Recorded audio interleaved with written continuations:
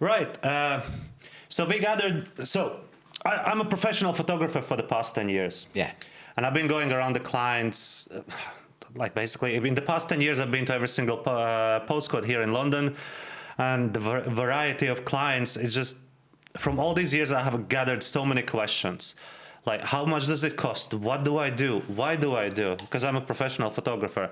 And I thought, who would be a better person to ask than a person who actually does it on a daily basis? So here with me today, I have a founder of SpacePhoto, Peter Baumans, who's been doing this for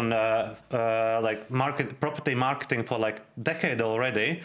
And I thought, let's ask him all of the questions. I have gathered probably more questions than we have time to answer for you and hopefully educate everyone regarding property marketing. Yeah. So let's start. So who are you? Why actually a person would choose London, the most expensive place in Europe, like the capital city, to do photography? Tell me. Yeah, well, I don't have the elevator pitch, but probably the beginning would be, I'm Peter, I'm from Latvia, came to UK 2008. I needed to start somewhere, so I was working in hospitality because my question was like, what can I do? And I didn't have English, okay? So the English wasn't there. And so I finished a business college, but like one thing is what you know in Latvia, the second thing is what experience and knowledge you have here. I had zero. So I started in restaurant. So I get stuck in the restaurants for 6 years here. Wow. Started as a waiter and then a supervisor, and then got to be a position as a manager in London Eye in 3 restaurants. But yet to myself, I was thinking like, because I was selling noodles next to London Eye, I was actually thinking, am I not meant for something more than just selling noodles? I mean, like, there's nothing bad in selling noodles. I was just joking because you can either be sad and frustrated or make a joke. And I was like, I was the best noodle seller in London. And I was like actually joking. Definitely with the best location next to London Eye. Best location, London Eye. Yeah. Next to Big Ben, yeah. But the question remains, it's like, is there not something more than that? And, I just didn't know. And then I was like thinking to myself, what am I good at? Okay, what am I good at? And then I remember my grandma said, Peter, you should become a pastor. And she lives in a village. And I was like, so pastor, okay, but it's a real story. So I should become, so that's what she said. But the only person who is like communicating or doing something in the village is the pastor. So the only one who is communicating. So it's like, okay, so it's communication, but what can I do with communication? So it's like, okay, maybe do sales. Okay, but my English is not very good. I don't have any experience. What can I sell? And then I was like, I don't want to sell anything small or maybe not important. I would like to do something more meaningful in my life. Why not to go in property? And then I was like, I don't know anyone in property. Then through Facebook group, I found a girl that I don't know and have never met in my life. She arranged me to do a kind of internship in an estate agency. And I was working there for free just to learn. And then eventually they gave me still working in noodles as well? Yes, so kind of like, just learning and doing everything, whatever they need, doing leafleting and all the rest of it. And then they offered me the job position, but in a different office. And in that office, the vibe with the manager wasn't really good. And I was like in a Hackney, actually. And I was like, no. And then I went back to work in restaurant for another season. But then I got another job in an estate agency, which is concept estate agent. And they were doing pictures themselves. So they were doing property marketing. And then I got to learn how they take pictures because they taught me how to do it, because I did events and I did event photography, which because I came here, I was alone, I didn't have the English language, and I was feeling lonely. So what I started to do, I started to build that community of like-minded people, but from the same country. Yeah. Because I just couldn't connect with anyone else. From what country you are? From Latvia. Yeah, same like me. Yeah. So yeah. So what happened? I noticed that Spanish people stick together, Polish people stick together, everyone sticks together. But then I yet felt lonely because I cannot connect with those, and I don't speak their languages, and yet I don't know English, and I cannot connect. I remember I went to the bar and I just approached a girl and I say, "Hey, how are you?" And then she's like, "Hey," says something to me. I don't understand what she says. I just smile and I was like, "Okay." And then sorry. And she says something again, and I'm like, sorry. And after the third time, I really felt embarrassed to ask again. I like laughed and I went away, and I thought to myself, never again I'm gonna approach any girl. Yeah, it's hard in the beginning. I remember myself as well. It's not about me. So I wanted to ask as well. So this was your beginning, but the name SpacePhoto. I'm curious. Like, are you taking photos of stars? What's happening? Yeah, this is actually good. This is actually good question. Look, the idea when I actually started then to take my own clients when I learned the property photography is. I went to the local estate agencies next to my house, and I had the illusion that I'm going to work with the estate agents next to my house, and I'm not going to need to travel anywhere. Like, that wasn't even a thing that I considered. So I go to this local estate agents, and first of all, I got the rejection. I say, my name is Peter. Do you need any photographer? And they say, what's your background? And my English was that bad that I actually said, my background is I'm from Latvia. But they ask, what's your background, like a photography background, your work background? And then I got embarrassed. I left that office. Then I go to the next estate agency, and then I say, my name is Peter. My background is event photography. Do you need any photographer? You know, I learned. They said no. Then I went to the next one. Then I went to the next one. So I felt very bad by these rejections, but I was like, let me get quickly to the next one in, because they are all on the same corner. And I go to the next estate agency, and the guy is like, hey, how are you? And actually, he thought that I'm the tenant that should supposed to sign a contract and come in, and that's why he started to chat with me. But anyway, I gave my pitch, and then he said, oh yeah, no problem. And then he actually started to give me some jobs. And that was Winkworth Estate Agency, and they started to give me some jobs, and I said I'll do this for free because I was still working in restaurant, so I didn't need to worry about covering my bills, but I really wanted to do that. And what happened is I asked to them, like, how should I name my company? And I thought property photography in London. And very generic, very boring. And this guy, Douglas, I don't remember the surname, but he actually said, don't make it complicated, make it easy, like photo or something like that. And I was like, what photo? And I was like, space. Okay, like a living space. So make it small. And then I like living space, but then I removed the living and it's just space photo. And then you have the logo. So space is any living space, residential space, commercial space, any space. That's very clever. That's how it is. So actually, he was the one who encouraged, and now I would go with the same advice. Make it short, make it simple. If you create your company logo, make it small. If you are creating your company email, don't have too many texts. You know, even initials, or make it small, just Peter at SpacePhoto, done. Don't make it Peter is Bauman is director at SpacePhoto. Don't make it too long. People are not going to remember. Make it easy. Yeah. That's why. Yeah, that's great. I didn't even know this story. Okay, that's great. So you were talking about as well that you started working in estate agencies. And I was thinking, like, why actually estate agents, why they need professional photography? Why can't they just do normal photos, you know, just with the iPhone? Like, what's the difference? Yeah, very good question. So it's like in a dating. Oh, yes. It's like in a dating, okay? If the pictures doesn't look good, the leads are not coming in. What do? You swipe left. Okay, you swipe left. Okay, and if there's multiple properties online, so you go on Rightmove, Zoopla, whatever portal you prefer, there is a lot of properties, okay? And then, you know, you just get lost. But whatever stands out, you'll click on it, you know? So you need to catch the attention. So the most important thing is actually to catch the attention. And actually there is this model, ATM. And when I say ATM, what does come into your mind? Cash. Yes. That's the first thing I would think about, cash. Yeah, but ATM stands for attention, time, and money. Attention, so time, once and you money. capture someone's attention, and why Instagram and TikTok and all these companies is billions worth? Because they don't really sell anything, but they have people's attention. When you have people's attention, then you capture their time, their attention, and then you can sell them.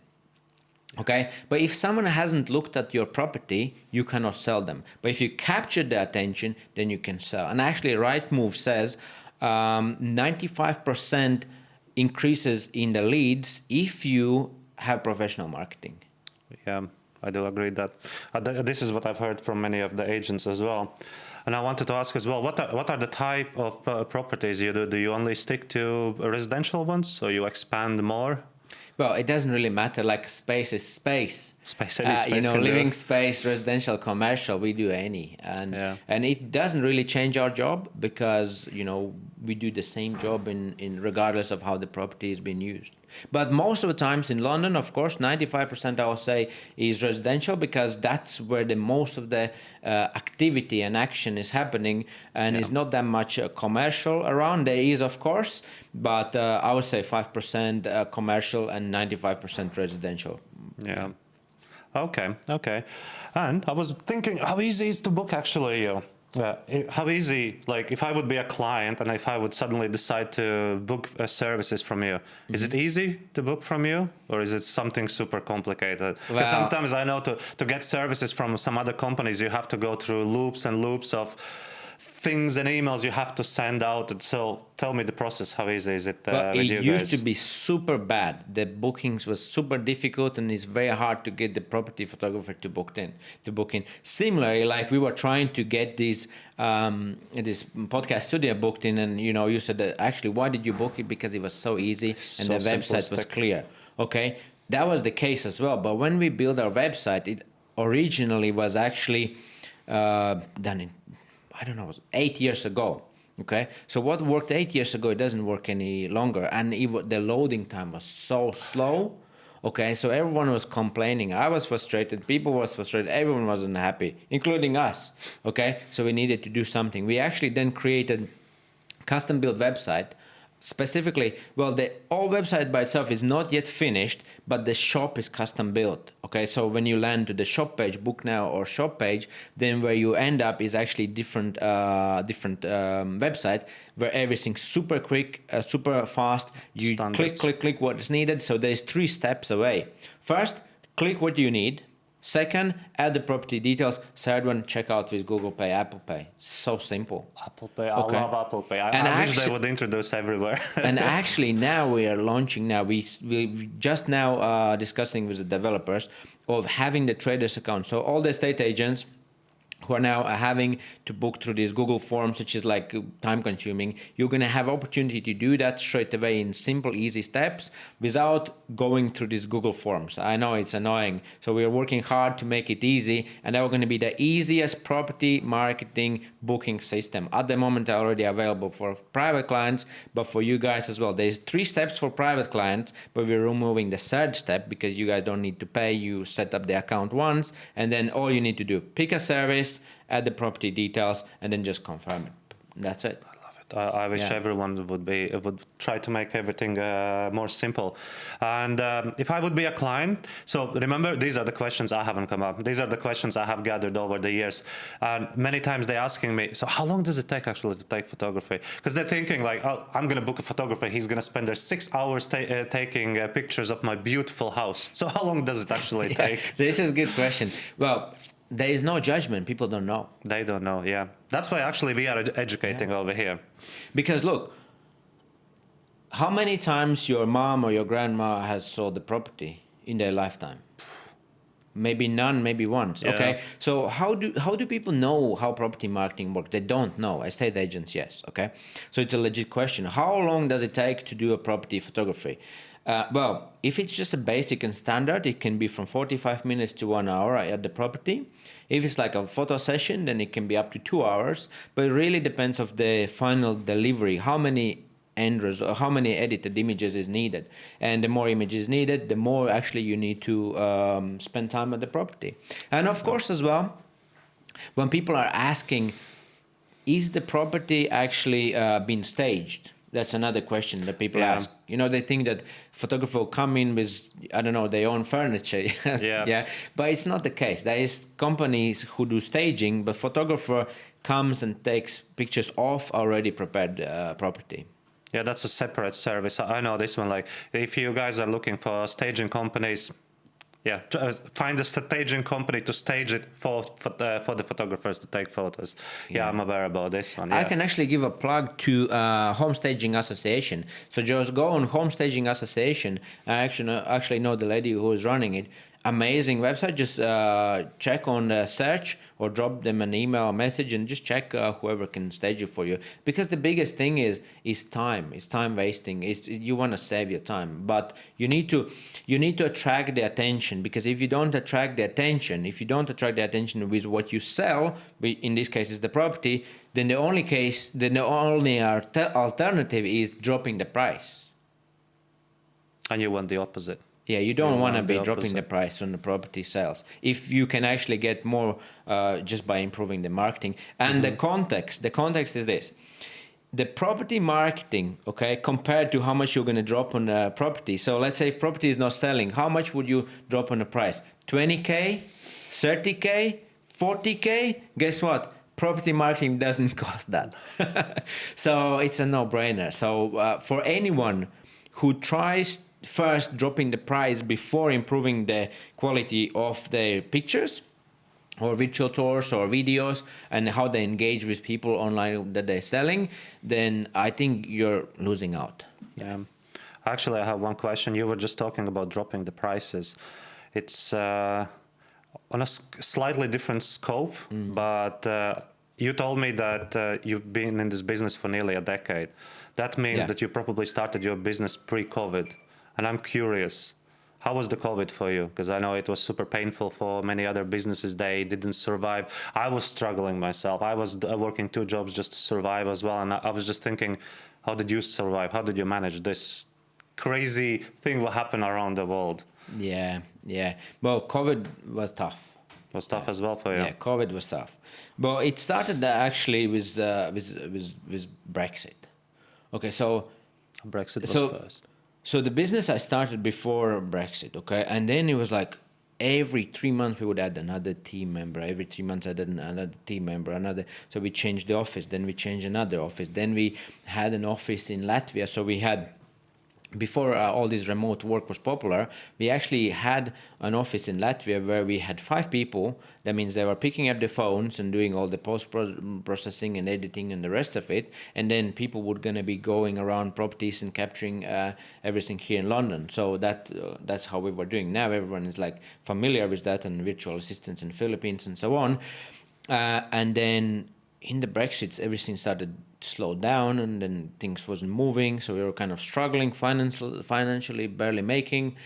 And then finally they made a decision about the Brexit. So in or out. So what's the worst news? The worst news is no news. So good news is good news and bad news is bad news. So if you make a bad decision about the Brexit, make a bad decision, then everyone gets used to the bad decision, they adjust and they move on. But there was no decision for like 2 years.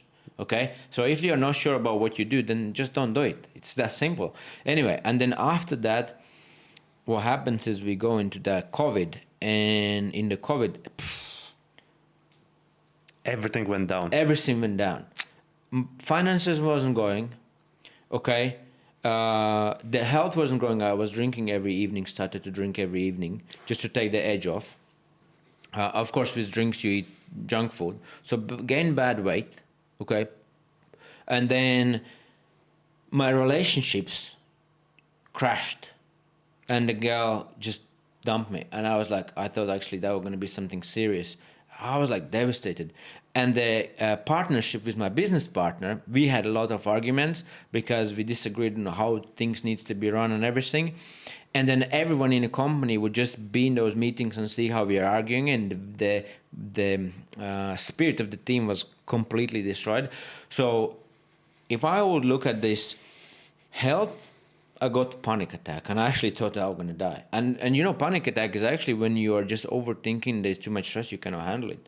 So that's actually what was the turning point when I decided, if I have a gold in hands and I'm drowning, will I let go of the gold and swim for the shore? And then I decided to let go. And I was like, stop arguing, stop, if it's working, it's working. And I actually said this to myself because I'm Christian, I'm a believer. So, and I was like, if it's from God, it will be. And if it's not from God, then it's not going to be. And we're still here. So probably that was the right decision. Sometimes if it's not working, you just need to let go. And that's actually the best thing that you can do. And I'm not saying quitting.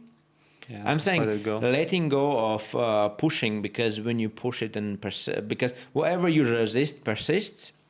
When you let go and they say, I'm going to do my part, and if it were going to work, great, and if it's not going to work, great, at least I know it shouldn't be working, so then I need to focus on something else. And at the end of the day, you probably have went through some difficulties in your life, and you're still here, so you survived, so you're going to get over it. You always only remember the last difficulty. You don't remember one difficulty before. So yeah, Yeah. we always survive.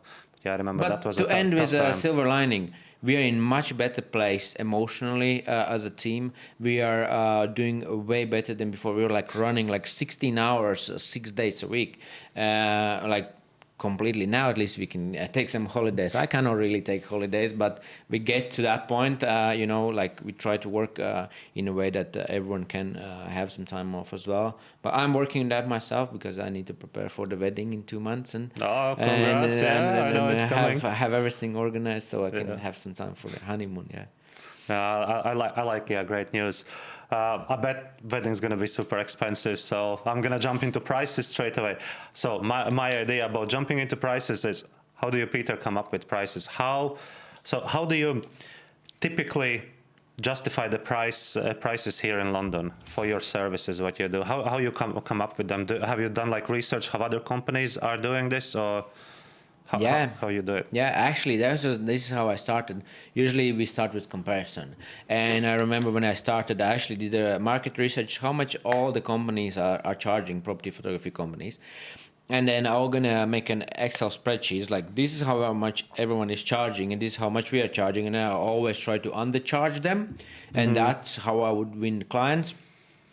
But that was before COVID and before the panic attack and before because we were busy. We were 16 people. We were busy, okay, but there was no money. So I would say is usually that's how you start with like low price You just offers. keep yourself busy, but not earning Yes, money, but right? then to a point you get where you burn out, and that's what happened. And then I learned it's not about just dropping the price; it's actually providing the quality and service. If you cannot do that, like Spec, we had this company; they were like Yeah, I heard ridiculously about it. cheap prices, and estate agents come to me and say, "Can you match the prices?" I say, "Well, I don't want to compete with them Yeah, they were the McDonald's of fast food, basically. yeah, Yeah. and it's not that they couldn't deliver the service, but it's a different thing because they had the investors and it's like few £1 million investment. Okay, when actually I built a company from my own money, and when you have money, then all you need to do is just take more market, okay, and just do as low as possible prices so get more clients, but there's no profitability. And what happened in few years time, clients come back to me and say, Peter, actually, what are your prices? Can you do the marketing for us? And I say, were you not working with Spec? It's like, what happened? And it's like, oh no, they're out of the business. I was like, okay, so that's why we are in the business. Okay, so it's not that Yeah. we are overcharging. Our prices are fair, but they need to be sustainable, because if we go broke, then how we can help our clients by going broke? Okay, and it can only be sustainable when there is price that helps our clients and helps us to move forward. So it should be a win-win situation. Otherwise, it's not working. Someone will gonna burn out. Yeah. And how do you determine your prices? You guys doing like hourly rate? How you do it in your business? So basically, first of all, hourly rate we have when it's not a standard thing. It's not a standard job. There is sometimes, multiple units in one property, like it's a block of flats, they have 16 flat floor plans, something, or they may be like, some kind of a custom jobs, okay? Or maybe like now we had, this was actually 25 pictures, floor plan of commercial property, and plus each unit, there were 6 units, needs to have a separate floor plan and plus an EPC. So it's like, how do you structure it? Okay. Yeah. You And probably then- don't have a package like this, Yeah, right? we don't have packages like that, and you cannot have package for everything. So what we did, we just like, okay, half day rate or a day rate, and then you can either add or remove something from that. But we have standard prices. You go on our website, it's SpacePhoto.co.uk, click on book now or shop, or you can go straight away shop.spacephoto.co.uk. You get to the prices and you actually click and see the prices. And I believe the prices should be transparent, because if you go in a shop and you don't see the prices, are you attracted or you are kind of pushed away a little bit? Okay, and some people don't want to share the prices because they go like, okay, but what if other people know how much I charge? Well, if they want, they'll find out anyway. Okay, so why don't save your time, save everyone's time, and it's just like, okay, let's work together or let's not work together. What's the point of someone asking you what the price, and if they don't like your price, they're gonna go away. And this is basically very straightforward. We have fixed cost per service that you can see on our website, and there's no guesswork. I love the transparency. Yeah. That's the reason why I chose this study as well. But yeah, transparency is everything. I guess this already answers my next question as well, because my next question would have been, would you think people better prefer packages or like hourly rates? But I think this answers everything. Packages, like, if you would ask me, I'm a person of packages as well, and transparency. So yeah, and I was thinking regarding the prices as well. So if I would be an estate agent and would like to book a property, and what would be the difference between a one-bedroom flat in central London in price and six-bedroom house in Richmond? For No a house? difference, the same No price. difference. Because it's a price per service, not per location. Although That's people may clever. think like, oh, my property is in London, central London, mine is not. No, it's like per service.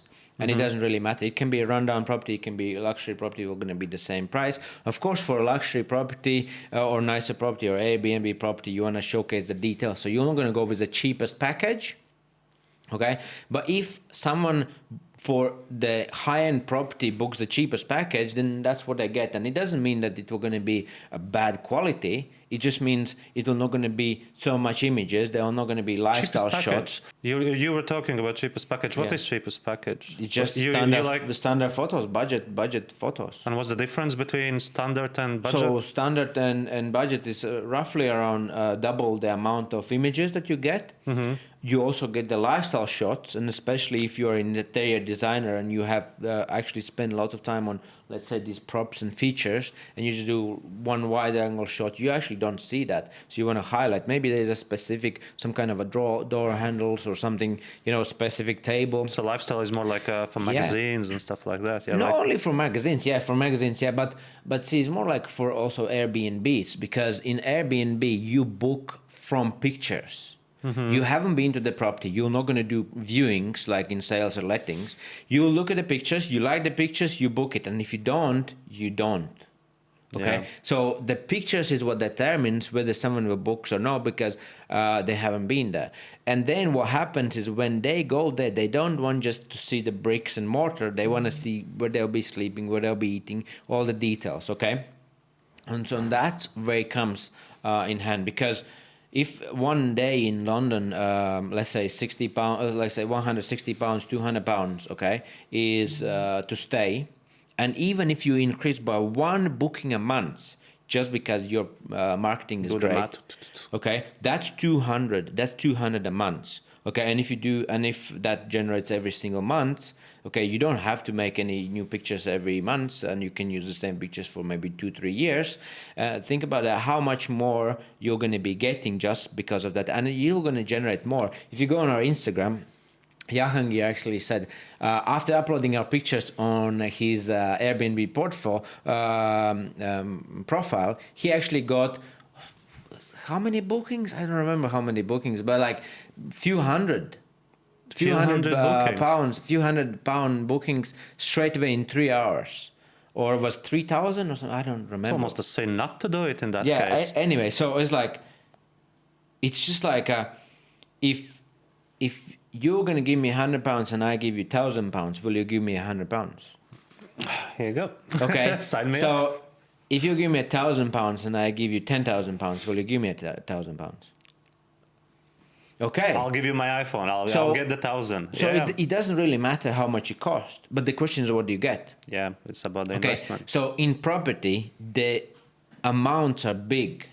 Okay, how much you earn per night if it's on rentals, okay? And also if it's just a long-term let, and if you have to reduce the price by £50 a month, that is £600 a year. Okay, and if it's on sales and you need to reduce the property price by £20,000, that's £20,000. What can you buy for £20,000? Nice car. Yeah, Porsche. Here we Yeah, go. yeah. That's cool. That's cool. You were talking about burnouts before as well. You guys doing any weekends? You doing the crazy stuff 7 days per week anymore? No, No, not no, we don't anymore. do 7 hours. No, that's actually we stopped doing the Because why I crazy. asked this one, I had people asking me, "You're a photographer. You have nothing better to do. Can you do me a photo shoot at 6 o'clock in Sunday?" And I'm like, I have days off as well, so I was wondering, are you guys doing this? No. Yeah. Well, the bottom line is we try to help our clients as we can. Okay. So if a client wants the most efficient, and we talk about prices, if they want the best price is to do it in working hours. But if a client will say, look, I have this situation where tenant is working Monday to Friday and we can only get in the property after working hours or on weekend, and we really need to get this property up in the market, we're not going to say no. We're going to say, let's have a look what we can do for you. Okay, and then of course Still there will work be around. extra cost to it, because then I need to go and speak to the guys and ask, look, do you want to do any extra work after hours, or do you want to do extra work on the weekends? And they may have a plan. So it's not a guarantee, but we're going to try to accommodate. And of course, there's going to be then extra charge for that. It's just also because we need to motivate our guys to take on the job. Because otherwise, if you have plans on your Saturday and then someone says, do you actually want to do it? You'll probably say no. But you say, oh, if there's extra cost to it, you'll say, oh, okay, good. Yeah, if I would have plans on Saturday, Sunday, I wouldn't have any girlfriend. She would just replace me. Yeah, that's okay. Jokes aside, right? You were talking about packages as well. So you covered photos. You guys are adding any other cool services to the property marketing as well? Like what's included in the packages? Yeah, well, standard services is individual services, okay, which is property photography, which is the basics of everything, okay? Although you may think that virtual tours will going to take over the planet and everything, but pictures is the basics, okay? If you cannot show what you're selling, then people don't get to that virtual tour, okay? So then is virtual tours, then is video walkthroughs, then is the energy performance certificates, which is EPC. Yeah. And then we have these floor plans, and then we have all the lease plans and HMO floor plans. But all of this may sound a lot, but it's just, if you don't know what it means, probably you don't need it. And when you need it, then you're going to find out that we can actually help you.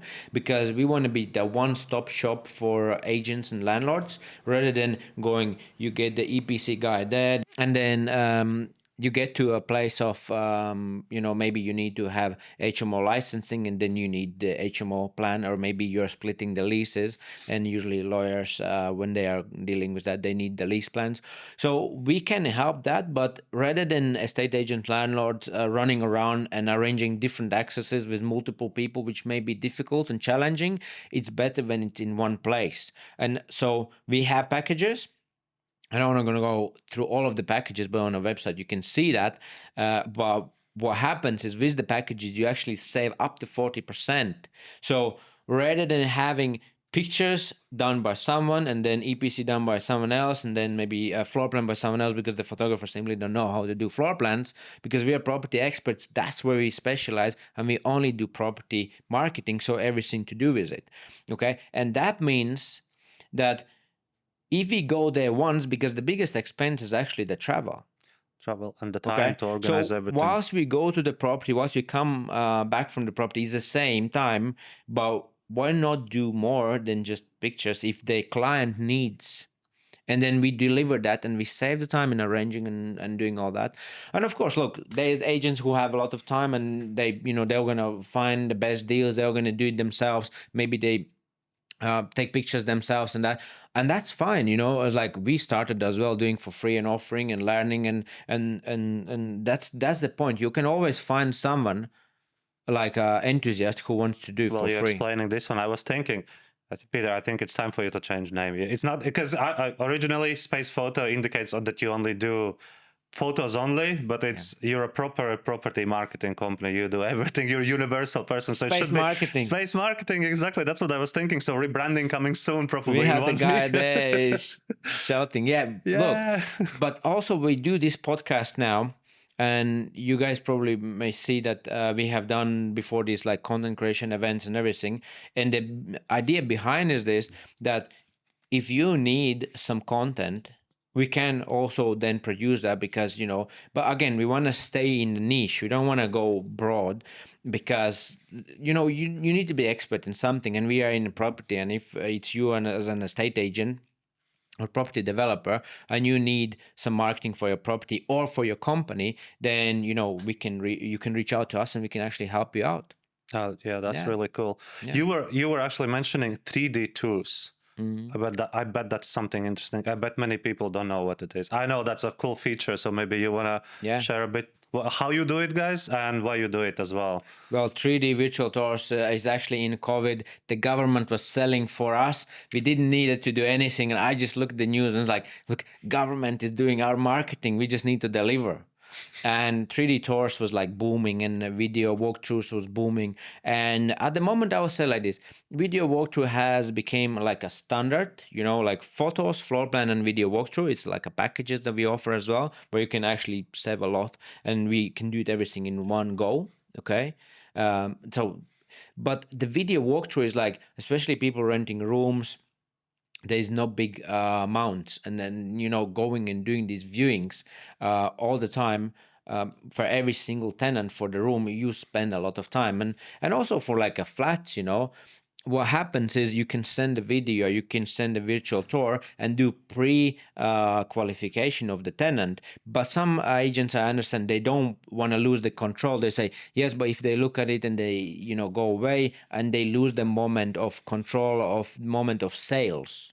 But then there's an alternative. Just arrange a Zoom call, share your screen, show the virtual tour, and say, look, how about I show you this property, but then I have this property as well, and then I have this property. And in one Zoom call, you can actually do 2, 3, 4 viewings for the same client, identify what they prefer, and then actually go out when they are pre-qualified, because you save the time on traveling and you can do it from the comfort of your office. So we do the marketing for them and all the material, pictures, floor plans, 3D tours, and the rest of it. They don't have to leave the office. We also can come and collect the keys, and yet they don't have to go and do the viewings unless the client is Confident that ready. he wants. Yeah, and they're pre-qualified. And the same like with sales, when people are buying properties, they may come and offer silly amounts and silly offers, but if they don't have mortgage agreed, then it's just time wasting. So at the end of the day, it's about saving time and getting back the time in the day, because then you can focus on what's more productive and what's more bringing more value. And what brings more value to an estate agent? Running around with camera and pretending to be a photographer and saving maybe like £100 on a photographer, or actually doing virtual viewings with like multiple people, or having better relationships with the landlords and communication and improving the service. Because see, the thing is, one thing is to sell something, even property management, and when you sell something, you usually sell anything just to get the commission, and that's what the salespeople do. But that doesn't mean that you provide that, and then someone else usually needs to support. So now you have the time not only to do the sales, but to do the support, and that's why you don't lose the clients, because most of the clients are lost not in the sales, they're lost in the support, because there's no support, there's no maintenance, there's problems, things are not fixed.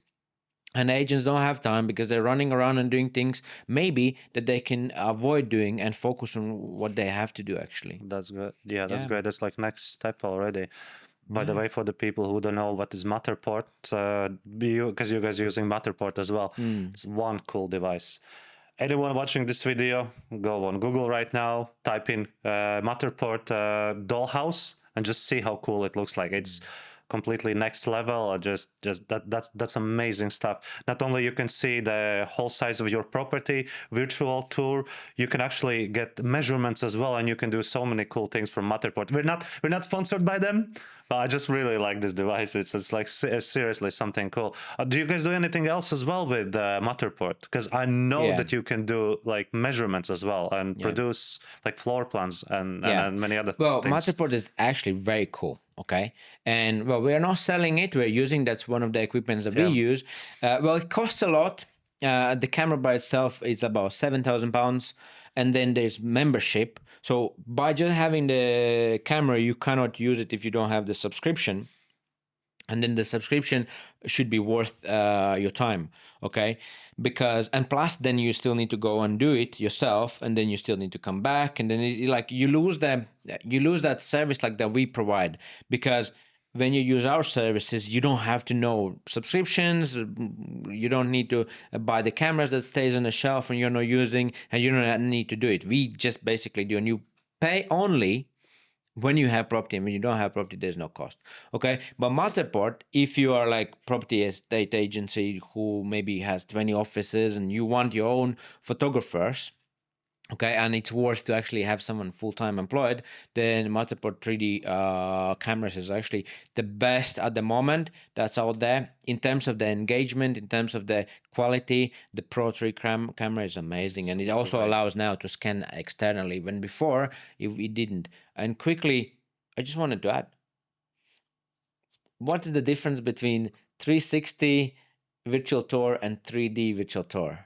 360 tour and 3D virtual tour. It's tricky. It practically sounds the same to me, no? Well, you say that, but it's not, and no one knows the difference. Knowledgeable, no. I don't know. No one knows the difference. I would just think it's the same like in Google Street View. You just click and walk, no? Yes, that is 360. Oh, that's 360. So what is 3D virtual tour? You see, when people say, I need a 3D virtual tour, they don't know that there's different things. They may say, I just need a virtual tour. Yeah, but there's a difference between 360 virtual tour and 3D virtual tour. Okay? Because see, 360 virtual tour is like you have one image in the center of a room where you can pan around, you can look around, and then you click away straight away in a different room.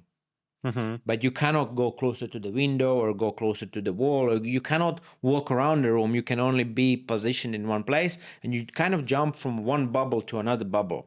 Okay? But Matterport actually is a 3D virtual tour, which means that you can actually walk in every single place where the camera was placed. Okay. And then if you use the dollhouse view, you not only see the pictures, but you actually see the 3D environment, which then also creates the floor plan. Because from a 360 virtual tour, you cannot have a floor plan unless you have drawn it, created, and then added into it. And that makes it complicated. Extra time as well. That's complicated. So you need to have floor plan, and then you need to stitch it together, and then you need to have some logic where people were going to go and where they're going to click. So there's a lot of manual work. And plus the engagement is not the same. The engagement is not the same, and the user experience is completely different. That's impressive, I assume. So 360 virtual tours, usually people are offering who are beginners. And because look, will you spend £7,000 on a camera if you don't have clients who are going to be booking from you? No. And plus membership every single month. Okay, no. Only it's beneficial for someone who will literally use it as a tool. And if it's your tool, your instrument that you're making money and earning, it makes sense to invest in the best tools. So that's why we have them. I think we should be sponsored by Matterport. Actually, we can give just plug this one in. We can give a plug to SurveyTech. We actually get our equipment from SurveyTech. To Matt, big shout out. He is actually the official distributor of Matterport. So hope you like it. We're promoting you, Matt. SurveyTech is the place to get your equipment. I want free pen in Christmas. That's cool. Okay, now that's all about Matterports I wanted to know. Now, I didn't know the difference between 3D tours and 360s. Cool. You guys, same like we're doing videos right now. You said that you're doing videos in SpacePhoto as well. Are they? So what you're doing in those videos? Is it like social media videos, walkthrough videos? Walkthrough videos is standard, like I said, because it's cheaper. You don't have to have this equipment, which is expensive, because you can just film with a phone or camera. And second of all, you don't have to host. There's no membership, because you can host it actually on YouTube. And then when you talk about hosting, people like are not that technical. So what's hosting in 3D virtual tours or video walkthroughs is if you have something local, which is on your phone device, the only way to have this is to actually to give it to someone, or maybe me showing on my phone. But then how can I show someone who is not next to me? And if I send that video in, let's say, WhatsApp, and that's like a 500 megabyte video, it's going to be very long to download.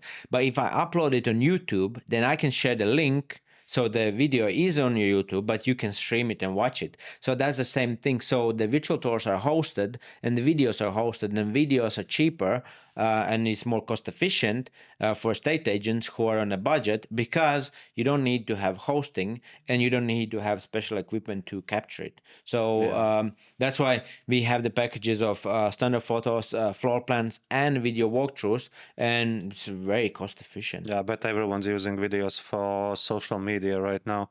Because if nothing's moving, there's no attention. Obviously, Yeah. photos show the space very nice, but Yeah. video probably is just like a cherry on top. Yeah. So about your services as well, I didn't hear you mentioning drones. Where's the drones, Drones. man? Yeah, people ask about drones, but we don't really. We have a drone.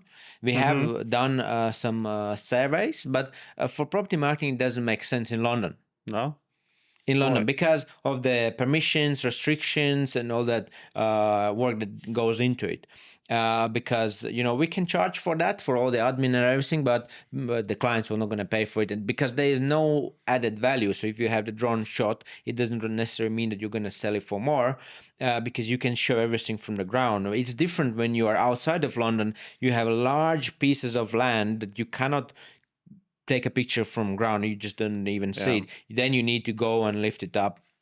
But in London, we have a 6-meter elevated pole, so we can elevate the camera at any place and shoot down if it's needed. And that means there's no restrictions, and we can even go in central London next to Piccadilly Circus if needed, and just like shoot it, because it's fixed. It's a monopod, but it's straightforward. But we don't really have many clients asking for that. Well, if it's needed, we can do it outside of London, especially is easy. But in London, it can be tricky. So. Like drones are so fun, but I completely understand all the struggle, probably because of all the airports and all the other restrictions. Yeah. And last thing about your packages, you were mentioning that you're doing EPCs. And actually, I saw on Instagram, you were posting some cool videos about new restrictions coming in by the end of the year, this year or next year, don't remember exactly. But yeah, I bet this is something popular right now. People probably want to jump in and do it before the new restrictions come in, right?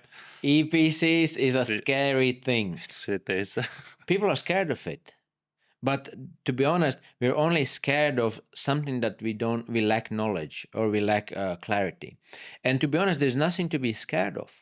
Because once you know that you will be able to rent, you'll be able to sell your property, even if you don't have the minimum standard that's needed, if you haven't achieved it, because there's exemption. Exemptions if you can't afford to do it? Exemptions is if you have tried to improve and you haven't got to the result. So for example, you changed the boiler, you did something, okay, and you haven't got to the result that the government has asked, they cannot force you to do the complete refurb. So there is exemptions where you can go to the local council and actually say, look, I did the improvements. Here is actually the proof that I did it. I didn't met these requirements, and then they can give you the exemption. Okay.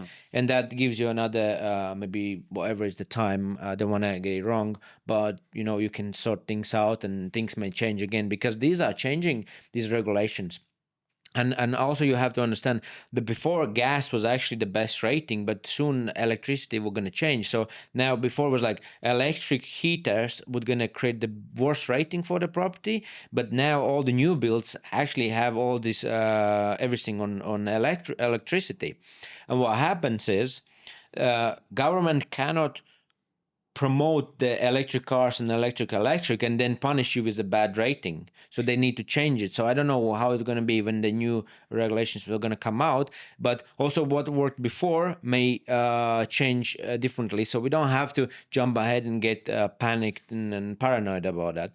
Because if you're in a property industry, you still need to do some upgrades to your property. And once in like 10 years, if you're going to do some upgrades, I mean, that's probably what you're going to be expecting. It's not like something like, oh, all of a sudden I need to do something with my property. Like jump ship, sell everything. No, that's it, of move course. out. I mean, if you are in a property and you run a property portfolio, you have to have room for margins to do an improvements, because otherwise you lose tenants, you get complaints, and you just have banks chasing you, and you just drown in it, and it just doesn't work. You have to have a margin. Yeah. Why do you think people think that photography is so expensive? What's your Why thoughts people about think that photography is so expensive? Yeah, Yeah. because everyone has a phone. Yeah, that's Yeah, because everyone has phone and everyone because I is a had this question photographer. asked so many times.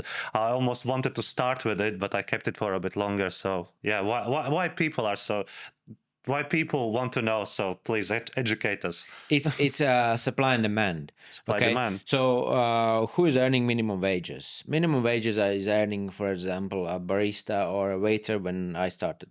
Why?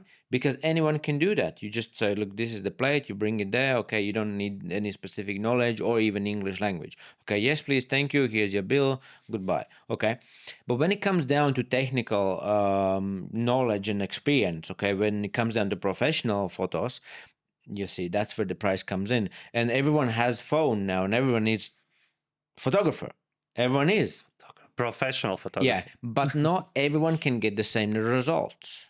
And like I said, whoever stands out the most gets the interest. And remember, ATM, attention, time, and money. And whoever now, let's say everyone creates pictures, amazing pictures, but someone creates even better, then that one person will stand out. And it's all about standing out of the crowd. Okay, so it's not that other people were going to do bad pictures, but they're not going to do on the same level as professionals. Yeah. And there are going to be mistakes. And so what's the difference between a professional and amateur? I think it's the experience, and I would probably say the time you've spent by learning from your mistakes, but you have to do mistakes first, not to repeat them. So you say, Something in that so the direction. difference between an amateur and professional is the professional does less mistakes. And probably he knows how to deal with them and avoid them in the Yeah, same so time. what happens is, so profession, it doesn't mean that the professional doesn't make mistakes, he just does less. Why? Because he has done them in path. Okay, that is what actually the professionals do. So they save time. So we actually save time to the estate agents and landlords, and then we get the best results. That's why they pay us. Okay. And they, of course, can go on YouTube and watch and learn and do the editing and so on. And everyone can do that. You're just going to take time. And that's it. Yeah. So to be honest, it's about the time. It's all about the about time, time. how long it takes. And that's why Space time. videography takes way more. And people say, why videos are so expensive? Because, yes, one thing is to make a video. The second thing is to edit the video. Okay. So the more time you spend, the higher the cost. Yeah. Yeah, and how do you deal with skeptical clients? What I mean with skeptical clients, like I had some people in the past as well who are trying to knock down the price. They're saying your services are too expensive. Yeah. I've seen a photographer who can do it for £50. I've seen someone on Craigslist who can do this one in 15 minutes for £20 cheaper than you. How do you deal with people like this? This is more maybe this is more from my side. I'm just curious myself just to learn how do you deal with them? You lower the price, you bend the knee? No. Well, people always come and try to beat down the prices. And I remember I was beaten down by those people. And I actually remember I was replying to an email, and the client says, oh, they have better pictures, they have this, they have that. And I was immature, and I wasn't confident, and that was my problem. So what happened is, I actually asked to myself a question. That's a legit question. I asked to myself, why do I feel bad of doing great job? And that's how they make me feel. Okay. And they make me feel bad by always trying to put you down. And so one way of getting more out of others is just by putting them down. Okay. So, but we also have to understand that specifically in the industry that I am, which is property, it's sales or lettings negotiators. So what's their profession? Negotiate. Okay. So potentially every single client that I have is professional negotiator. And guess what the professional negotiator we're going to do? Negotiate. Yeah. Okay. When I didn't realize that, I was feeling down and beaten up, and especially when I wasn't that confident.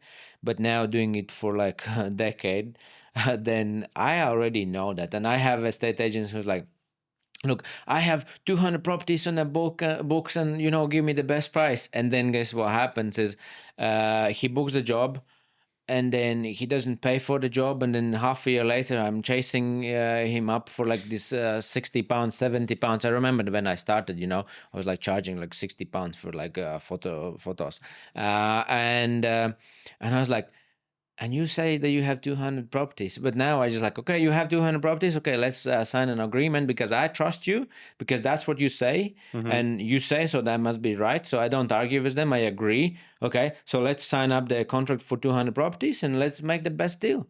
But then usually they go and say, oh no, to be honest, you know how it is, we don't really, maybe, okay, well, I have one property to do. Okay, so then we get back to the one property, and then we can discuss, okay, so let's get this one property done and marketed. And it's not winning, it's not losing, it's not competition, but I'm like, if that's what they say, then I just trust what they say, and I say, okay, let's stick to what you say.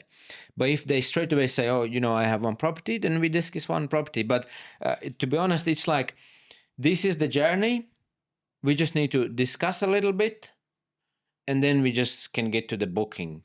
But if people want just to book and you don't want to waste the time because the prices are fixed and they'll still be the same that is on the website, you just go on the website, book it in, and you save yourself time, save last time, and yeah, because prices are Yeah, I am fun. curious because you said that you started by charging 60 quid per job, but that's a decade ago. So Yeah. we haven't discussed prices. How much actually does it cost, like in these days? Like what is the price range? Where does it start? Where does it end? Yeah, so Probably where does it end? I know it's limitless, probably. well, property photography, I would say like this: it can start for free. You get the enthusiast, okay, like I was doing for free when I started. You can find those, but then you're gonna get to that place where I was like revisiting one property 5 times. I was like, sorry, and I just Five revisit. Sorry, I revisit, and I felt bad in saying sorry, because I just like, okay, that's my learning curve. Then I would say the average price would be £100. Okay. Starting from Yeah, 100. £100. Yeah, and then £200. That's like more advanced. Okay, and then it really depends of like how high end you go. But I say £100 to £200 is reasonable price, because think about that. How much would be an Uber to go from this podcast studio to your home? Maybe 20, like 25, 60 quid easy. okay, 60, 50. Yeah. 60, 50 pounds. Okay. So, but the photographer will also need to come to your property. So it's the same journey. Okay. And then how much would it cost you to pay Uber to take you back? Maybe another 60. So that's 120 is just like on Uber rides. If someone would just, use a transport as an example, but then the Uber driver is not actually doing anything at the property and is not doing any post processing. So what I'm actually saying, if someone is like charging like 120, okay, that means that, look, they did the travel to your property, they did the work at the property, they did the travel back from the property, and yet they did the post processing. And for photographers, that was like 120. How can you work with that? You see, for photographers, they have to understand property marketing is completely different. That's why you have packages. You don't only do pictures, you do pictures, floor plans, EPCs, 3D tours, and then you no longer charge £100. Then you have all these extras, okay? But yet, the client is saving because they don't have multiple people coming, and you can give them up to 40% discounts on that, okay? And also, look at this. So, if a client actually save the time and they don't have to go there themselves, okay, they're actually saving the time. So they get professional marketing, they save the time, but the photographer will only spend at the property maybe 1.5 hours. Okay, it's not the whole day. Maybe 2 hours for like a photo sessions, 1 hour, maybe 45 minutes for like a 1 bedroom flat. And the photographer can then take another jobs on, and then he may do 2, 3, 4, maybe maximum like 5 jobs a day. Well, I know there's some photography companies who squeeze in and do like 6. I think we have done as well, like per photographer, like 7 or 8, but that's when you have That's in the multiple same properties in building. the same building. That's my record as well. Seven flats in a day, 7 locations. flats in a day, Yeah. and it's achievable. And I say like this: if you do 3 property visits, it's a easy and enjoyable workload, because you travel, you do the work, then you travel, and the time goes fast, and then you're home, and I so think you partially already answered my next question. My next question was like, what's the return for the client yeah. from booking your services? But Well, I already yeah, I see where it's going. It's gonna be the time. Yeah, the time is everything. 100%. Because Yeah, it's two things. Either you spend your time to get money, or yeah. maybe save money, or you spend money to get the time. Okay, but if you're spending the time and you have no money, then you're doing something wrong. And this is what we were doing. We were like running like crazy, spending time, but there was no money. Okay, and then we were doing something wrong. And I can talk from my own mistakes. So if we are super busy and it doesn't make financial sense, then we're doing something wrong. Yeah. And then that's a take-home message for someone maybe. I'll tell you a story, and then you tell me how you would deal with this situation. So I had a photo shoot a couple of years ago when I started.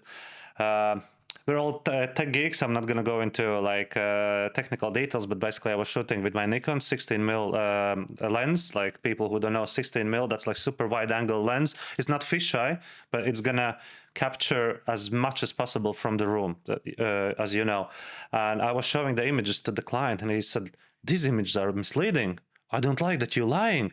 I thought that I ordered a professional photographer, but now you're selling a lie. Basically, what she saw, I was taking pictures of like single bedroom, but I made it look big.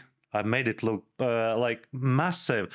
She's like, but this is a lie. People gonna think that I'm trying to sell a lie. How do you deal with these people, and why? And explain me like why actually professional photographers are choosing wide angle lens, like a bit behind this one. Yeah, well, so in property marketing, the number one lens you'll be using, and you can even go ahead just with one lens, which is 14 mil. Yeah. Okay, this is the ultimate. Okay, 16 mil. What you said, that is already. That was before I could afford 14. Yeah. So 16 mil would be like maybe a beginner property photographer, or someone who is not committed to it, because you can get 16 to whatever, all different ranges, but 14 is specifically for like property, because the goal is you want to get the widest possible shot. And especially where it comes useful is in like box rooms, toilets, bathrooms, and so on. And in London, you'll be surprised, the property is not huge. Okay. Yeah, most of the properties, you said that they're residential. I assume a lot of them must be like terrace houses, and we all know how they're built. And remember what we are selling. We're selling like SpacePhoto. We're selling the space. Okay, so when we talk about estate agent pictures, it's like the wide angle shots rather than lifestyles, it's all about having the space and show the biggest amount of space. And there is techniques, and which is not cheating, but it's like, someone has like, this is my best side, or this is my best side, and then you choose the best side. Okay, and not everyone will know that, but for property you can do the same as well. How high you set the tripod, like there's a trick. So for example, you open the doors, you step outside in the hallway, and then you only have the camera in the room, and then you take the shot of the room, and then the picture is much wider, rather than you stepping in the room, closing the doors, and occupying maybe 1.5 meter off the room. So you have that extra space. So the lens and the techniques. But you see, what happens is, if someone, we're going to say, your question, like if someone is complaining about that, we can always crop it in and make it smaller. Just make it smaller. Yeah. You can always, but if you make smaller, you can never make it bigger. Okay, so you can always crop it in. It's not a problem. Okay, but then I have had the questions from estate agents, and especially if it's multi-agency. And then think about that. If an estate agent is paying money for marketing, and someone else is also an agent marketing the same property, and they also have pictures from the property, what happens is now they're competing, and whose pictures are going to look nicer, the people are going to be driven to that. Okay, but that means one of them will going to actually spend money on marketing that they will never going to make commission, so they'll be losing money. And then this estate agent who has worse pictures, they will come back and say, why their pictures look nicer, why their property is bigger, why is this? And then because just they had this 14 mil lens, they'll be winning. So as a property marketer, you want to have that advantage over your competition is number one. Second of all, you want to make sure that you deliver the best result for your clients. Oh, that's great. Yeah, Yeah. because I completely agree to you. I was just puzzled by this question when my client asked me like, why am I misleading the clients? Uh, that's great. Thanks for this answer. I was thinking as well to ask you. So, what's behind it? Like, since you've been a professional photographer, well, you're still professional photographer. I know you're a director of the company right Yeah. now, but I probably haven't done this for a while. Hopefully, that you're not rusty. So, what's behind the professional photography? Because a few of the clients are asking me as well, what are you actually doing? Because they just pass me the keys, I Mhm. deliver them the product, and they just don't know what we're doing. Explain like quickly in like few sentences the process how you do it, because I know that many people are interested. Because I know like how my mom thinks it. Oh, Laura, you just go to the property, click the button, come home, upload the images, they pay you money. It's not that, right? Yeah, well, for someone who will not going to understand it, they will not going to understand until they will experience. But the quick insight is, first of all, is the travel. 50% of property photographer's job is traveling, and if a person is not willing to travel, then property photography is not for them. Yeah. It's not like in studio where people come to you, you go to them, to the property. Okay, second of all, then, find a parking, get the parking, or you commuting public, get in the bus, off the bus, routing and everything, raining and so on, snowing sometimes.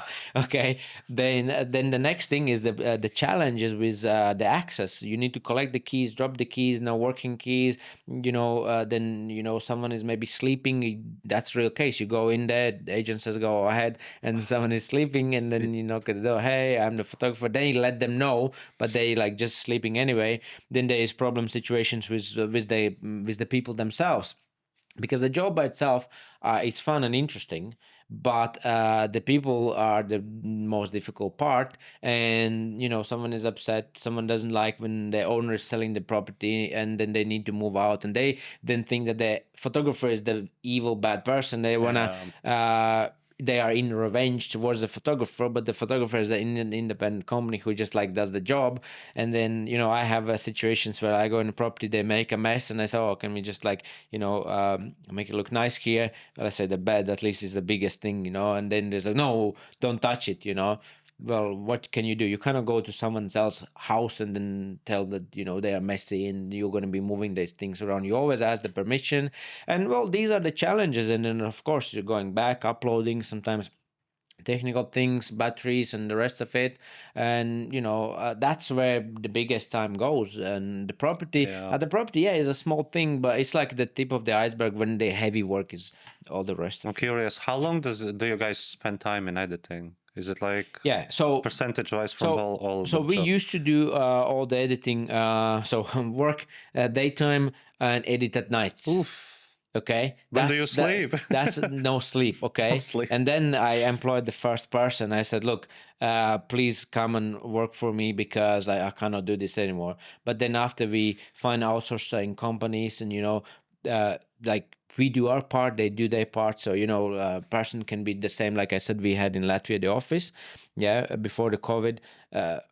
Before the COVID, yeah, and then we gave up on that, and they were doing the post processing over there. Okay, and there is multiple companies, and the bottom line is, again, we are saving time to our clients, but then we are using other people, other companies who are saving time to us. So Mm-hmm. it's all about having the right partnerships. It's not that you have to do everything yourself. It's not that you have to do everything yourself, and Yeah. it's not wise, because then you end up stressed out and frustrated, and no money, no time. Yeah, you were mentioning partnerships. I was thinking, do you guys in SpacePhoto, do you offer different pricing for private clients and for estate agents, or prices stay the Yeah, same? we have different, of course, because see, private client, they may have one property in a lifetime, and that's just the prices that we have. We have our standard prices, but it's different when someone has regular work, and then so think about that. If it's an estate agency and they have maybe 10 properties a month. Okay, and which is normal. 10 properties is normal. It can even be more. We even had a client who had 8 properties a day, Oof. every day. They had like multiple offices, but that was before COVID. The company is closed now. But Mm-hmm. when they come in, let's say 10 a month, That's 120 a year. And of course, if someone were going to give you the quantity, 120 a year, that gives you the consistent of workflow and also security in like yourself, that you can pay your bills and expenses. And then of course you're going to come and meet them. You're going to give them a better rates. So we have better rates for estate agents. So estate agents, we're going to have discounted traders price list, and of course based on the amount of work that they are actually providing. Like this specific client, like I said, they had 8 properties each day, and we had a special price just for them. So people with many properties reach out. You know where to find them. Yeah. Yeah. You. When was the last time actually you did your self-photo shoot? I'm curious. When was the last time I did Because I know photo that shoot? you next to the computer right Yeah, now. yeah. Now I'm more like managing and organizing, and to be honest, after the COVID, we also started to do more of the architectural work, which is the surveying. That also with scanners and all this, it was like architects, estate agents is our main clients. So I'm more involved in that at the moment. Yeah. So last time I did property photography, no, I can say when I did the last time floor plan, I actually did. I'm doing actually one property development now. I'm doing a refurb internal, doing it up for sale, and I did the floor plan myself because I just needed for the You're not rusty, no? kitchen for the kitchen and for the bathroom design. I just needed to go and measure. I was like, oh, it's easier for me just to go measure and just send it off because I know it. Because the reason why I was asking, I was thinking maybe you had some crazy photo shoot in your life, what you remember, like some Crazy photo shoot. Yeah. which you want to share with someone. Yeah, I have crazy Yeah? photo shoots. Yeah. Well, my craziest photo shoot was like I got the keys and I've been asked to collect the keys. I get the keys and I go to the property, and I go in the property, and then the alarm starts like going on, and it's like, and I feel scared because I don't want to be in a property where the alarm goes on, and then someone will call police, and then like hello. It's like, okay, thank you, take me home. And I just go quickly out of the property, and I just called the agents, like the alarm is on, and the agent didn't know anything about that. And then the tenant's coming on up the stairs, and actually there's this lady, and she's like very frustrated. She's like, what are you doing? Why are you going? Why do you go? Like, who allowed you to go? And all this. And I was like, I just been asked to take pictures, and I just collect the keys, and like I don't know. I just don't know. I just do what I've been asked to, and then eventually, so they just go in the flat, and I stay in the hallway, and I'm like, so what's going on? It's like I need to do the job. Yeah, but then what happened is, then the guy pops out the head, is like, okay, so just give us a minute. So I stay in the hallway and just wait for the minute, and then I don't know, they calm down or something, and then I go in the property, and then you take the pictures, but they're in the living room, and you need to ask them to go out of the living room because you need to take the pictures. And how can you ask to someone who is very frustrated? And it's all that uncomfortable situations, and it's like so I think it's not the job ever. It's always either the clients or the situations around the job. The job itself, it's amazing. Yeah. I want to share mine as well. Like a few years ago, that was pre-COVID as well. I think it was 2018. You said that you were afraid that they're gonna call police. Actually, someone called police on me. Imagine me, a photographer. So what was happening? I was doing external shots, and how we do external shots is that we place the camera on a tripod and lift it high. Because as you were mentioning, we don't do drone photography. We just lift up the camera just to get a better angle. And what I did, I'm a guy with a massive lens. Obviously, people, they just see a massive lens. I lifted up. It was I still remember it was 3-story building. So I lifted up. It's almost like second floor. Take like one angle, second angle, third angle, and I just keep doing my job. Thinking obviously they like any other day. 10 minutes later, police arrives, and they're like, "Hello. How you doing, mate?" And I'm like, what's happening? Like, why are they approaching me? I'm just doing a photos. And they explain me that there's a lady in the second floor calling up the police, like Leversham police. There's a creep outside the window. I just took a shower. I'm half naked in the second floor. Go to next to the window, and he's trying to take pictures of me. And I'm like, what is happening? So I check out all my images. And for people who don't understand wide angle lens, it's like, I was shooting like 16 or 14 mil. I can't remember. So it's wide image. You obviously you see the details if you like zoom in, but I showed the images to the police, like, look guys, I'm taking a picture of the house where lady was in the window, unfortunately, the wrong time, and she was very, very paranoid that she thought that I'm some sort of creep or something, just trying to take pictures of her. Because from her perspective, Yeah.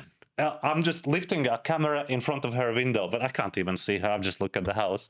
But yeah, like And during then these she years, comes out from the shower like, yeah, half naked. But I'm "Ah, thinking, I'm in panic." It's like, okay, no, put on the towel. Don't be I'm just panic. thinking, what you doing, half naked, like next to the window? Yeah, that's my crazy one. Yeah, I've done some shoots outside London as well.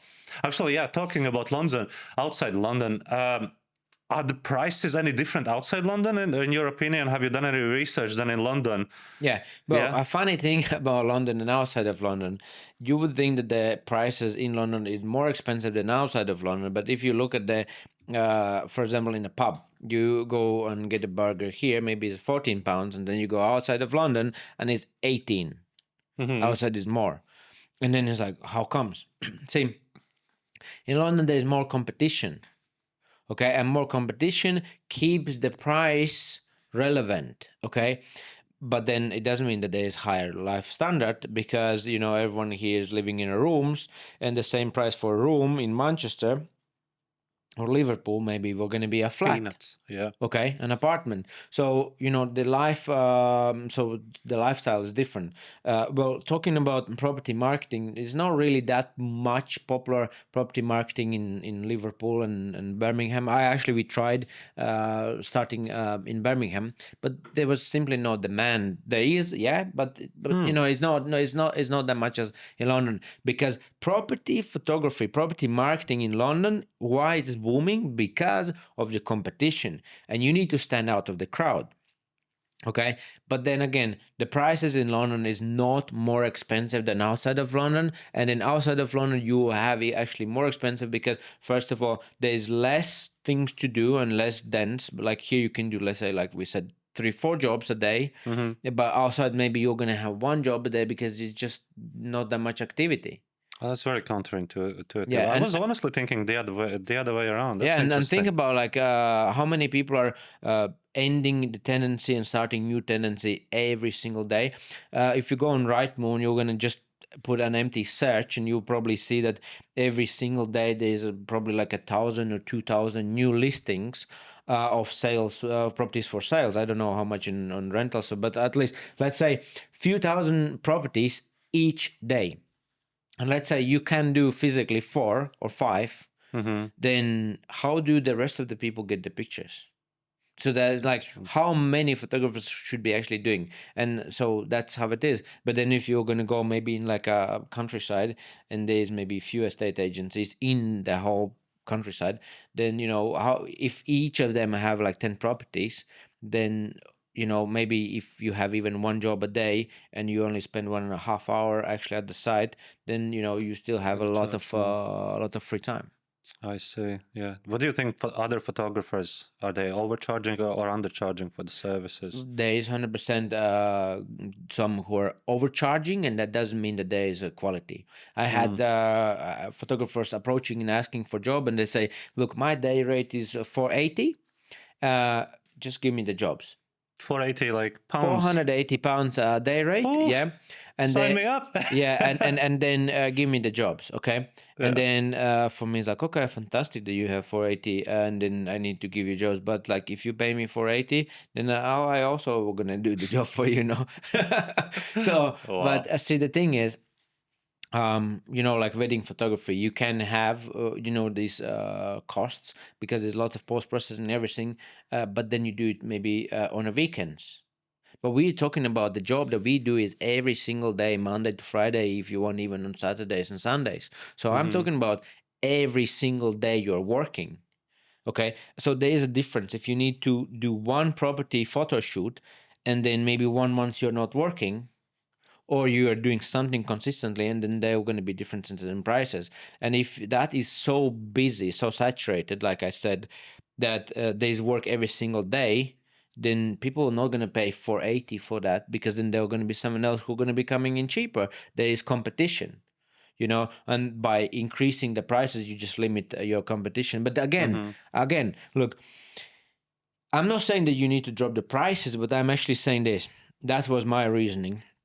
If I'm sitting at home and I have no job to do, what's the point for me to charging high prices and do nothing?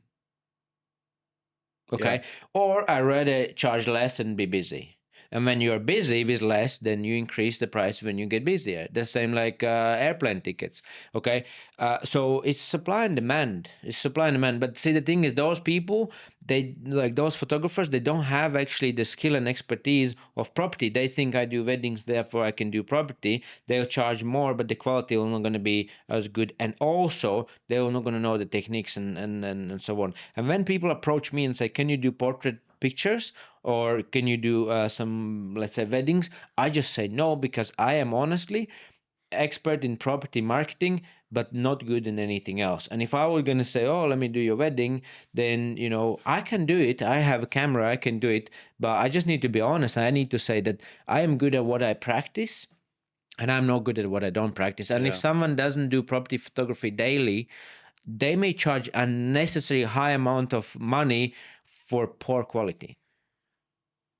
That makes sense. Yeah, Yeah. because you're not going to ask the electrician to do plumbing, and you're not going to ask a nurse to do Yeah. mechanical stuff. And Yeah, that makes sense. although electrician and plumber, they're all in construction. Similar tools, yeah. Yeah, they're Construction, all yeah. in construction. That's the same like we are all into photography, but it's a different Yeah, discipline. I see. And looking into the future, so I've been following AI lately, and the AI is. AI following you probably. I wouldn't be surprised right now they're recording us. And I was thinking, like, are you worried about it or are you excited about it? Because I know that I'm a photographer, so I am producing the image itself. But I know that there's editors who are like doing a lot of the post-processing stuff. And actually, lately I saw AI literally producing like images out of nowhere. You just say you provide your own image. They're saying make image of me standing in front of London Eye with no people, and boom, they generate it. Are you not afraid that AI will actually take over and you're gonna lose your job? No, I don't No. have that fear. I don't have that fear because I want to work with AI rather than feel like it's kind of against me, Mm-hmm. because it's a tool. It's a tool, and we like it's so easy to be negative, and it's actually it's the easiest thing to do is just to be negative and be in scarcity. It's harder actually to learn how to use it in your advantage. And like I will say, like my grandma, when the first TVs came out, she actually thought that moving people in the TV, that's the devil's box.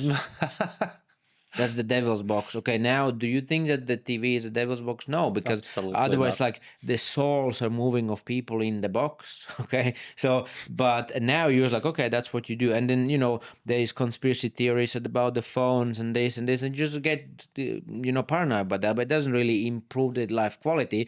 But if you ask yourselves, like, how can these two be used for good? And the same thing, the same tool can be used for bad. So people are going around UK and stabbing and all these things, and then you can say knives is bad. But if you're cutting salads and making food and Feeding providing, people, yeah. feeding people, it's just how you use it. And I think that knife is bad because you can stab people, but knife is good because you can produce good results. Mm-hmm. Social media is bad because people get delusional and live in illusions, and they may be bullied and all the rest of it. But social media is good because then you can actually say, okay, some people use it for bad. Let me use it for good. And then the same way with AI. Okay, so how about now people are focused on how bad it is? How about I use it for good? Because that's always available. And are you using it? You're using it like in these days as well, Yeah, yeah? we're using it because first of all, we use Google Workspace, and Google Workspace allows adjusting the emails, Mm-hmm. helps with proofreading, especially my English is not the first language. For anyone who has received email from me, there's not an email who haven't gone through ChatGPT. You see, so you do proofreading, okay? Yes, always, Yeah, yeah. always. Okay, number one. Second thing is maybe market research and some questions and like setting up systems rather than going on YouTube and trying. We integrated this intercom, and I heard about it, yeah. with the help of ChatGPT, is like how do you connect, how you do that, and then it goes step by step. Where does it find those YouTube videos on the internet? But rather than me doing the research, the AI does the research, and it's not that you cannot do it. You can. It just you will take more time. Mm-hmm. Yeah. Oh, that's great. That's great. Right. And the wrap up. I think I already asked you all the questions I wanted to know. I'm definitely smarter than I was. So I want you to share one thing you want estate agents to take away from this one. If one thing they could learn for basically to make your life easier and in the same time make their life easier, what's one thing you want them to take this like as a takeaway gift?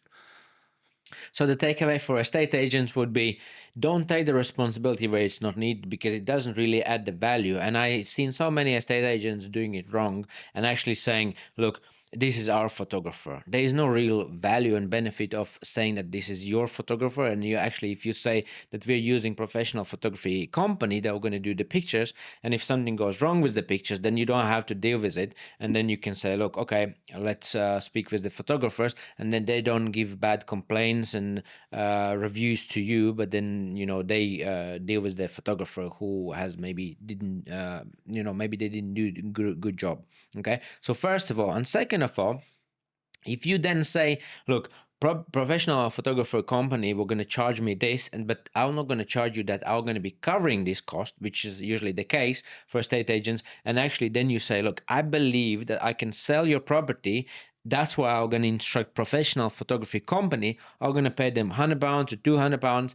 And then even if I don't sell it, I'm going to lose the money. Then now that says, look, I put my money where my mouth is. There's cost to it. Therefore, I'm confident. And that we're going to bring more confidence rather than saying, yes, we have our photographers. We'll send our own photographer. And that's part of us. When actually it's just some outsourcing company like ourselves who actually does all the material for you. And if something goes wrong, you cannot correct it. You cannot fix it. Then you need to go and speak to the photographer. Then you're like the middleman. And then, I think it's just best is just be upfront, be straightforward, and actually say what you do. And that, first of all, builds credibility. Second of all, it shows that you're confident in your work, that you're putting your money where your mouth is. And also for the clients, then if something goes wrong in the photography side, you can always say, okay, let's choose a different photographer. Let's choose a different photography company rather than them choosing a different estate agent. Okay, so I would say that's definitely a take-home message for all the estate agents. Like, don't take the responsibility where it is not needed, because there is no added value. Because I doubt that someone will gonna work with an estate agency because they have their own photographer. You're going to say, I'll send my own photographer. Okay, I'm going to work with you. And if they work with you, it doesn't really matter whether you send one person or another person, is John or is SpacePhoto. You just say, look, professional photography company sounds more serious. Then you also just highlight how much you're spending for it, that you're actually putting your money where your mouth is. And if you don't sell it, it's your loss. Just highlight that. And then they actually will see that you are serious and you're actually, trusting yourself, because who wants to lose money? Oh, that's great. Yeah. Who wants to lose money? No, nobody. Yeah. Super, Peter. Thank you very much. Now share all of your plugins, like where people can actually find you: Instagram, website, Facebook, space, like whatever, wherever. Yeah. So first of all, big thanks to you. Really appreciate that. I mean, it's good chatting always with you. It's an amazing conversation we had, and look forward to learn more from you. Like previous times you were talking about the EPCs, now I talk a little bit about the pricing. So the plugin is, find a photographer company, not necessarily us. I don't want to impose anyone work with us and others is bad. No, that's not the case. But price range around £100 per photo shoot, depending on the amount of images, is where you can look at. And it can be, there can be companies who charge less, but then they can be compromise on the quality and compromise on the equipment, because the equipment, like £3,000 cameras with all the lenses, then they may not afford that. Then there may be some things that they don't know. And also, no one will going to spend the amount of money on equipment if they don't have the job. Okay, so that means if they don't have work, then they need to charge less, and then that's how they were going to generate. So like going at the cheapest not always gets the best results, and sometimes you just get frustrated and then time wasting and revisits and so on. So definitely if you're struggling with finances, go with the cheapest option.